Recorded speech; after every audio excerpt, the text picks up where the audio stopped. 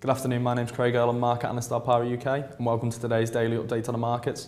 Today we're going to look at the major stories affecting the financial markets over the last 24 hours, and no story comes bigger than this Barclays story. Barclays were fined a record £290 million for the part they played in the manipulation of LIBOR rates.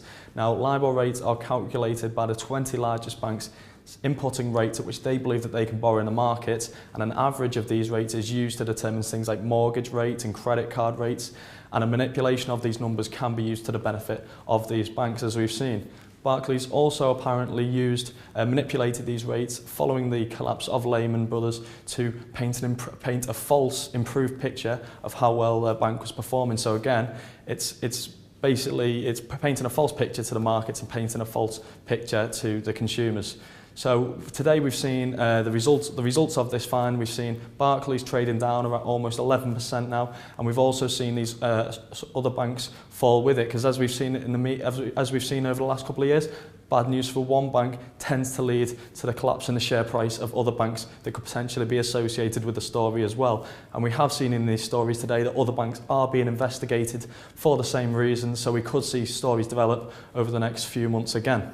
Now, like I say, this is going to have a big impact on the FTSE. We've seen the FTSE trading down around 1.5% today, weighed down heavily by these banking losses, with the banks being heavily weighted in the FTSE itself. And we've also seen other indices trading down as well, such as the CAC and the DAX. But again, this could also be due to what we're seeing in the Eurozone. We've got the Eurozone summit today and tomorrow. It's due to start later this afternoon, so we've got no more stories out about that yet.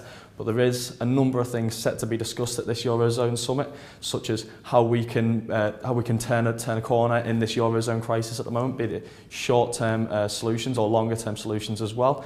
It's believed that Angela Merkel wants to form more of a fiscal and political union before she'll start discussing the idea of mutualising debt, whereas in France and Italy and Spain, their main focus at the moment is trying to bring down these high Spanish and Italian bond yields, which could eventually freeze them at the markets and lead to the countries requiring a bailout, which a lot of people don't believe there is enough money in these bailout funds to support these bailouts. So the main focus for France and Italy and Spain at the moment is to bring these bond yields down.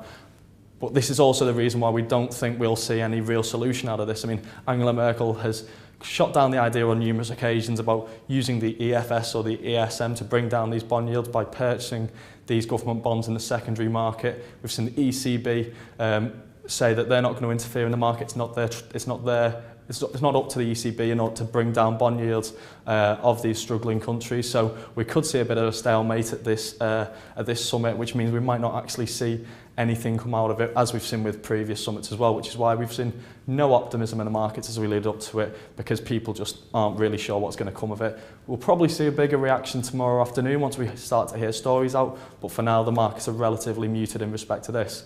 However, we have seen in the bond yields though, with these summits coming up, we have seen that Spanish yield creep up to around 7% again. It jumped just above 7% this morning. It's fallen a little back behind now, but we can expect it to trade around that 7% mark again. Italian yields are trading around 6.25%, but again, we can expect them to start rising over the next couple of days if we don't see any resolutions or any stories or any positive news coming out of this summit over the next 24 hours.